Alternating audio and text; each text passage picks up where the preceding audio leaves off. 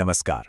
आज के इस खास विश्लेषण में हम एक ऐसे सफर पर निकलने वाले हैं जो सच कहें तो हमारे हर एक काम, हर फैसले और हर भावना के पीछे छिपे सबसे बड़े रहस्य को खोल देगा। हम बात कर रहे हैं मन की, वो अदृश्य इंजन जो जीवन की पूरी गाड़ी को चला रहा है। बिल्कुल आसान शब्दों में कहें तो आज हम ये डिकोड करेंगे कि इंसानी जीवन का ये सॉफ्टवेयर आखिर काम कैसे करता है। तो बिना किसी देरी के सीधे मुद्दे पर आते हैं। सबसे पहले उस आम उलझन को सुलझाते हैं जो अक्सर हर किसी के दिमाग में आती है। ये मन नाम की अदृश्य शक्ति आखिर है क्या? क्या ये शरीर का कोई खास हिस्सा है? बहुत से लोग मन और मस्तिष्क यानी दिमाग, इन दोनों को एक ही चीज मान लेते हैं, लेकिन क्या सच में ऐसा है? चलिए इसी बुनियादी सवाल से इस पहेली को सुलझाना शुरू करते हैं। इसे एक बहुत ही जानी मानी और आसान मिसाल से समझते हैं। मस्तिष्क यानी हमारा ब्रेन शरीर का एक अंग है। ये बिल्कुल किसी कंप्यूटर के हार्डवेयर की तरह है, जिसे देखा जा सकता है, छुआ जा सकता है, जिसका अपना एक ठोस आकार होता है। वहीं दूसरी ओर मन की बात करें तो ये उस हार्डवेयर पर चलने वाला सॉफ्टवेयर है। ये दिखाई तो नहीं देता, लेकिन कंप्यूटर का सारा काम उसी अदृश्य प्रोग्रामिंग के इशारे पर ही तो होता है। अगर इसे और भी सरल भाषा में समझना हो तो मस्तिष्क एक भौतिक अंग है, उसका एक ठोस वजूद है, जबकि मन पूरी तरह से अमूर्त है। अमूर्त का सीधा सा मतलब है कि मन की कोई शक्ल, रूप या आकार नहीं होता। इसे किसी सर्जन द्वारा काटा या देखा नहीं जा सकता। यह सिर्फ मानसिक घटनाओं का एक सेंटर है जिसे केवल और केवल अनुभव किया जा सकता है। अब यहां जो सबसे दिलचस्प शब्द सामने आता है वो है सॉफ्टवेयर। असल में मन विचारों की एक अदृश्य कोठरी या यूं कहें कि एक प्रोग्रामिंग की तरह है। जब हम कहते हैं कि मन बेचैन है या मन बहुत शांत है, तो हम शरीर के किसी अंग की बात नहीं कर रहे होते। ये एक ऐसी अदृश्य क्रिया है जिसे ना तो छुआ जा सकता है, ना देखा जा सकता है। बस अंदर ही अंदर महसूस किया जा सकता है कि हाँ, कुछ तो चल रहा है। उसी सॉफ्टवेयर वाले आइडिया को अगर थोड़ा और आगे बढ़ाएं तो ये समझना काफी आसान हो जाता है कि मन दरअसल विचारों, भावनाओं, इच्छाओं और पुरानी यादों का एक अदृश्य कलेक्शन है। यही वो मेन सेंटर है जहां से सोचने, समझने, महसूस करने और फैसले लेने की क्षमता पैदा होती है। जीवन का हर एक अनुभव, सच मानिए, यहीं से शुरू होता है और यहीं पर खत्म भी होता है। चलिए अब देखते हैं कि ये सब असल में किसी काम या एक्शन में कैसे बदलता है। हमारा मन बाहरी दुनिया से अपना डेटा बिल्कुल एक मशीन या कंप्यूटर की तरह ही इकट्ठा करता है। इसकी शुरुआत होती है कच्चे डेटा से, जो हमारी 5 ज्ञानेंद्रियों यानी देखने के लिए आंखें, सुनने के लिए कान, सूंघने के लिए नाक, स्वाद के लिए जीभ और महसूस करने के लिए त्वचा, इनके जरिए हमारे अंदर पहुंचता है। इसका एक बहुत ही सिंपल सा उदाहरण लेते हैं। मान लीजिए हम एक बहुत ही सुंदर सा फूल देखते हैं और उसकी खुशबू लेते हैं। ऐसा करते ही हमारी आंखें और नाक बाहरी दुनिया से तुरंत जानकारी या डेटा कैच करते हैं और उसी पल मन के अंदर एक नया विचार या भावना पैदा हो जाती है। ये बाहरी दुनिया की एक नई जानकारी का हमारे भीतर प्रवेश करना है, जो बहुत ही तेजी से, मतलब पलक झपकते ही होता है।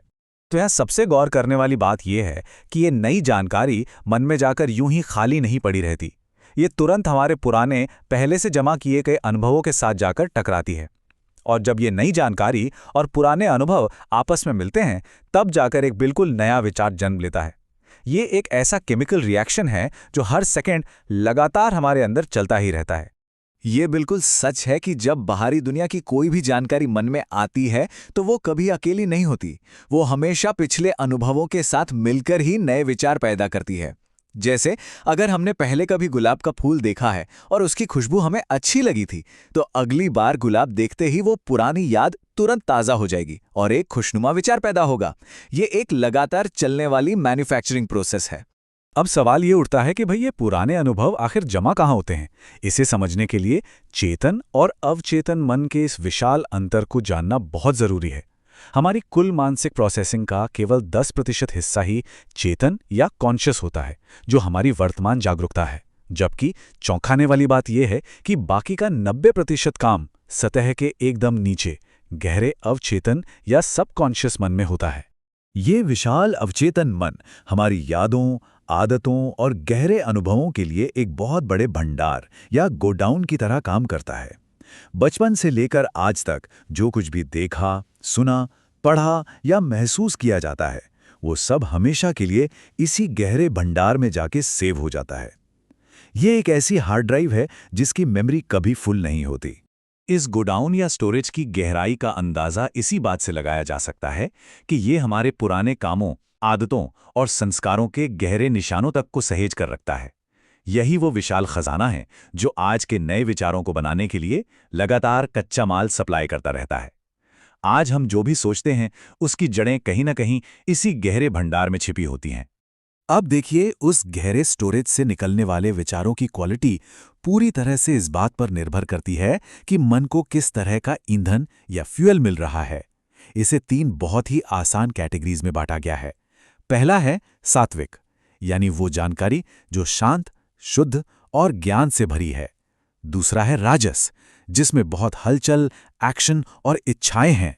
और तीसरा है तामस, जो पूरी तरह से आलस्य, कंफ्यूजन और अज्ञानता से भरा है। मन में किस तरह की जानकारी रोजाना फीड की जा रही है, चाहे वो शांतिपूर्ण सात्विक डेटा हो, हलचल से भरा राजसिक डेटा हो या फिर आलस से भरा तामसिक डेटा, यही तय करता है कि हमारे मानसिक सॉफ्टवेयर का आउटपुट कैसा होगा। आसान शब्दों में समझें तो जैसा इनपुट होगा वैसा ही आउटपुट मिलेगा। अगर हम दिन भर तनाव भरी खबरें सुनेंगे तो मन का आउटपुट भी बेचैनी ही होगा, है ना? अगर इनपुट लेने, उसे अंदर स्टोर करने और फिर रिएक्शन देने के इस लगातार चलने वाले चक्र को बिल्कुल अपने हाल पर छोड़ दिया जाए तो एक बहुत ही दिलचस्प स्थिति पैदा होती है। इसे अक्सर विचारों की एक उलझी हुई गांठ कहा जाता है। मन एक बेकाबू घोड़े की तरह सिर्फ सोचता रहता है और एक के बाद एक लगातार अनगिनत विचार पैदा करता रहता है, बिना किसी ब्रेक के। लेकिन इसमें घबराने की कोई बात नहीं है, क्योंकि मन अकेला काम नहीं करता। यहीं पर बुद्धि यानी इंटेलेक्ट एक मास्टर प्रोसेसर के रूप में सामने आती है। मन जो भी कच्चा माल लेता है और जो भी विचार पैदा करता है, बुद्धि उसे प्रोसेस करती है। वो सही और गलत का फैसला करती है, उस उलझी हुई विचारों की गांठ को सुलझाती है और अंत में एक सही और फाइनल डिसीजन लेने का काम करती है। संक्षेप में कहें तो ये पूरी प्रक्रिया कुछ इस तरह एक लूप या चक्र में काम करती है। हमारी इंद्रियां आसपास की दुनिया से कच्चा डेटा लेती हैं, मन उसे अपनी पुरानी यादों में जमा करता है और लगातार नए विचार पैदा करता रहता है, जिसे अंत में हमारी बुद्धि कंट्रोल करती है। और बस यही पूरा खेल है जो जीवन भर बिना रुके चलता रहता है। तो अब सबसे बड़ा सवाल ये है कि इस पूरी मानसिक मशीनरी को समझना इतना जरूरी क्यों है? ऐसा इसलिए है क्योंकि मन की शक्ति बहुत ही प्रबल और अद्भुत है, सच में एक गेम चेंजर।